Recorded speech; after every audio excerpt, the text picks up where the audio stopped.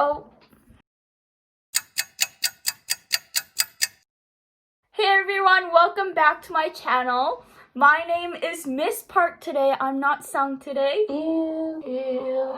Gross. Okay. So in today's video, you are seeing the behind the scenes and on the screens of my first lesson. This is for a school assignment, but I thought it'd be fun to share.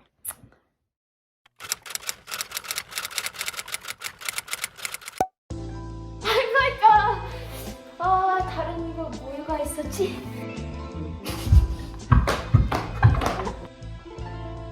Okay. I'm gonna like, yeah. Is it weird that I'm like,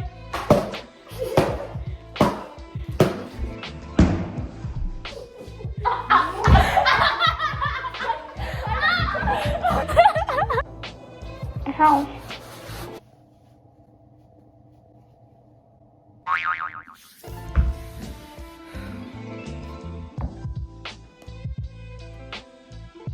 Okay.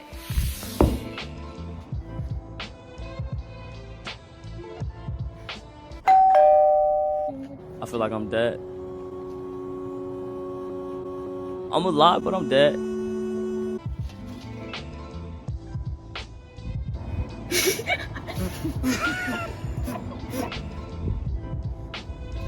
I feel like I'm dead. I feel like I'm dead. I'm alive.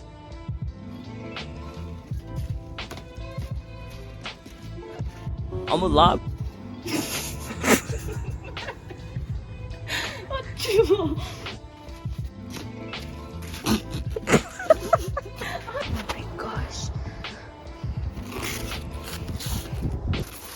Ouch.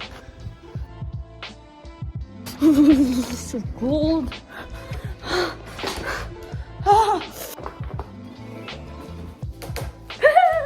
Okay.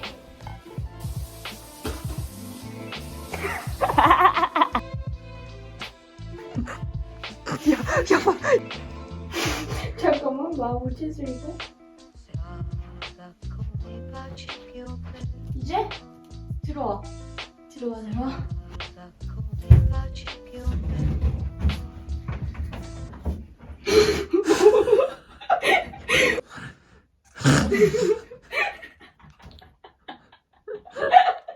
엄마 이거 좀 이게 뭐 하는지.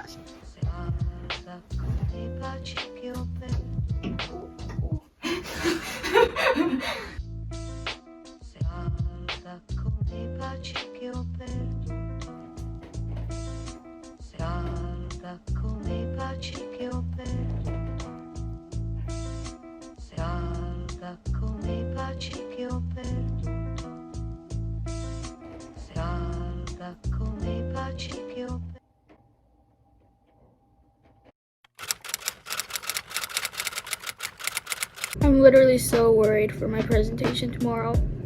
Like, I'm gonna cry.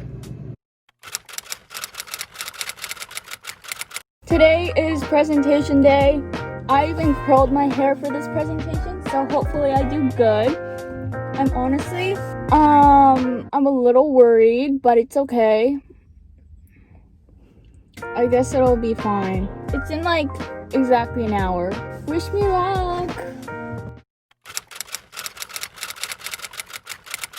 I'm presenting soon. I showed my friends my Percy video and they all laughed.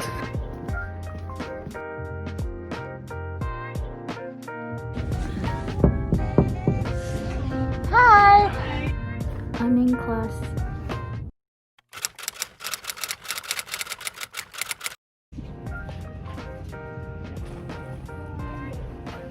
Oh, you're putting this on the part. How for that? Yes. Okay. If I day off, that's all you're doing first, right? if I connect this, does the audio connect as well? If not, I'll show you what to have. Okay. The introduction of my presentation, I forgot to record it, But this is basically all I said. Let me get my cue cards actually. Do this every day, I sit often. This is my cue cards that I made. Hello class, welcome to Advanced Placement English 20. My name is Miss Park, but you guys can call me Miss P for short. If you have any questions during the lesson, please raise your hands, okay class? That's what was missing. Yeah. Okay, bye. Watch. If you look at the handout on your desk, there should be a section with the classroom rules at the front page. Let's go over those quickly. And number 7, don't be afraid to laugh. So before we dive into the story, I want us to come up with a list of things that come to mind when you hear the word death and the word life. Death and life. So give me some words that come to mind. Any other words? No? Okay. We are going to come back to that later. So let's leave that for now and dive into the story of the Moths, written by Helena Maria Viramontes, which was published in the year of 1985. So Helena Maria Viramontes is 66 years old, and she began writing at Immaculate Heart College, where she majored in. As a high school student, she was involved in the Chicano movement, which greatly influenced her as a writer up to this day. Does anyone not know what a Chicano is?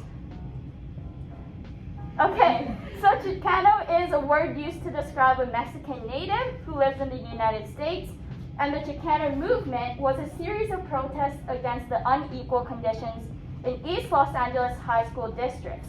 Helena has once said, "Writing is the only way I know how to pray."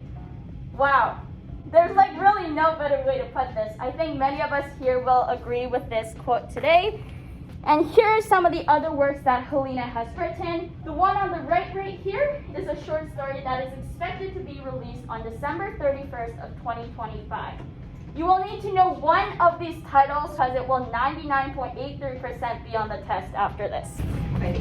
Now that you have a glimpse of the author's life, we will be looking at the précis of the story.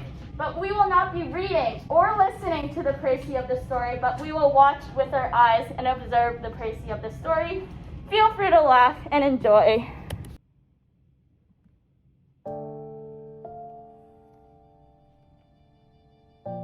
I am a 14-year-old girl. But I'm not like my older sisters who are pretty and nice and do the girl things they can do. I'm used to the whippings by now. Bull hands, bull hands, bull hands. That's what they always call me. These hands that only feel normal when I'm with Abuelita. That's why I don't mind helping her. But this time is different, Amma told me. I'm helping her because Abuelita is dying.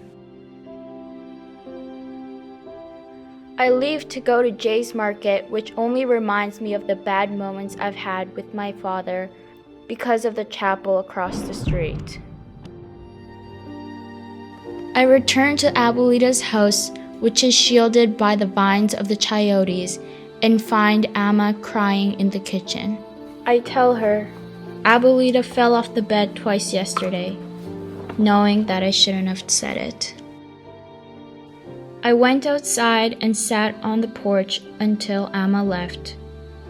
I repeated the words, "When do you stop giving? When do you start giving?" I awoke to the setting sun, and I knew Abuelita must have been hungry. I switched on the light in the kitchen to open Abuelita's can of soup. It was probably then that Abuelita died. I covered her with a thin blanket and watched as the water filled up the tub. The distance between the bedroom and bathroom felt like miles and years away. We stepped into the overflowing bathtub, and I was careful not to burn her skin. Then the moths from Abuelita's soul fluttered and filled up the room as I rocked her back and forth and cried until my tears became a circle of sadness.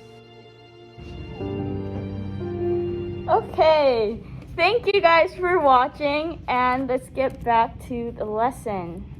Now we're going to take a better look at each of the characters that are mentioned in the story. First, we're going to start with the narrator, and this is a pop question. Sabiha, before I move on to the next line, what is the name of narrator?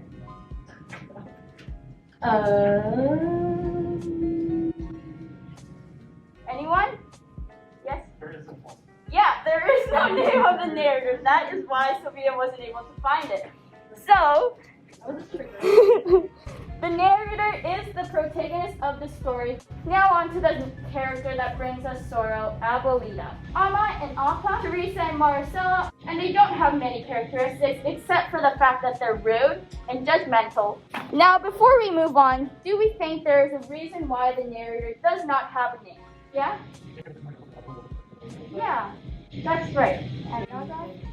Yeah, it allows us to emphasize with the character, and this could also tell us that the narrator feels that she is less important than the rest of her family. Also could be a sign that she is ashamed of herself, but we need to remember that everyone is different, so no one should be ashamed for being different.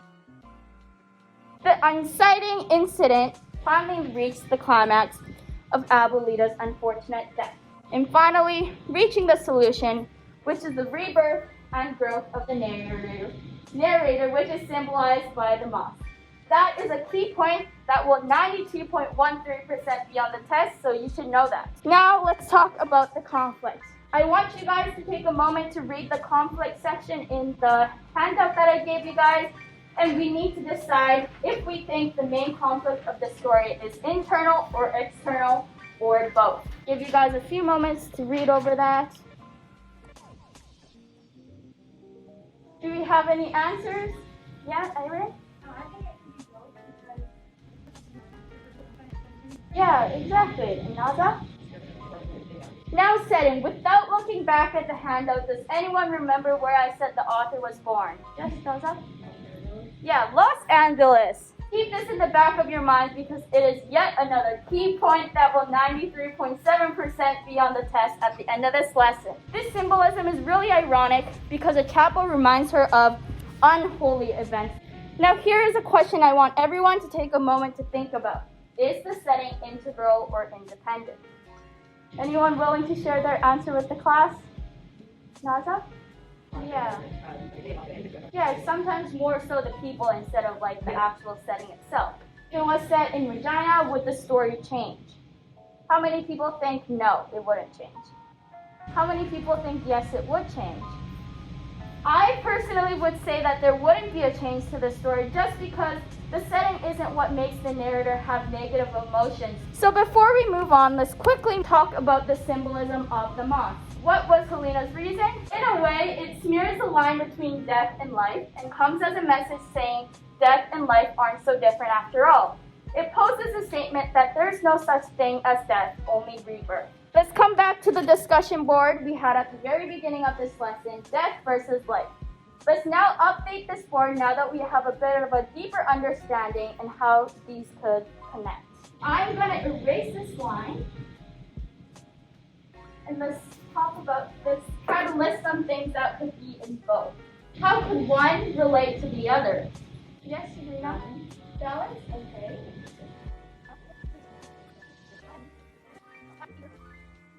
This leads us into the last but most important topic of this lesson, which is theme. However, the bigger lesson here is having a good relationship with yourself. Be more confident in yourself no matter who you are, and embrace your uniqueness despite what others say. And it allows us to realize that there will always be people who accept you for who you are. And this is demonstrated in the quote. This leaves readers attempting to understand death, which is kind of impossible. Death and life are unclear and unknown throughout this story. It says, I wouldn't scald her skin. But the thing is, the grandma, she's dead. That's rather odd. Then the following quote says, violence between family members in the story of the Moths is shown as a habit similar to how we breathe every single day. And this quote is more significant than the other examples of violence because this was the only mention of her father throughout the entire story. Now it is test time. Instructions for the test are written on the handout that you can read. And you guys have 2 minutes to complete the test. So I will hand out the test. So I'm going to start the timer now.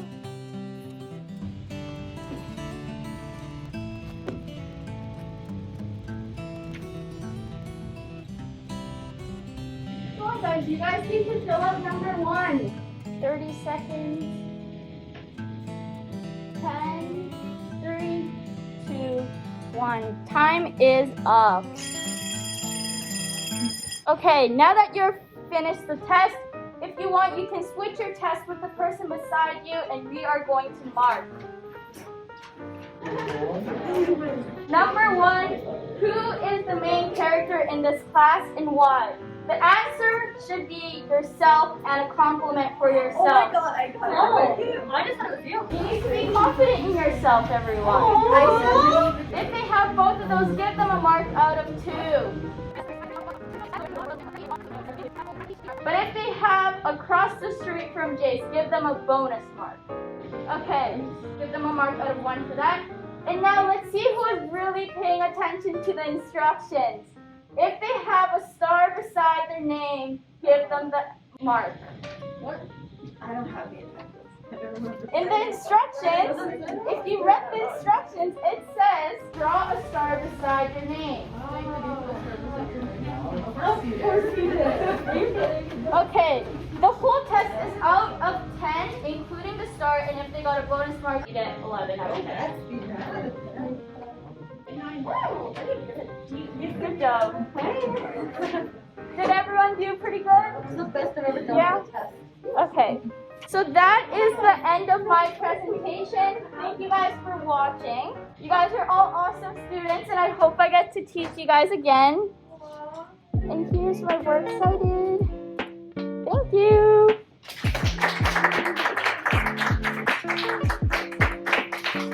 Time 29 minutes 24 seconds. 8 minutes. You talk so long, that doesn't feel like long at all. Yeah, my class really liked it, so she said she'll use it as an example, which is like a good sign. Thank you guys so much for watching today's video. If you liked it, give it a thumbs up. Press that subscribe button. Turn on post notification. Okay, I'll see you guys in next week's video. Bye!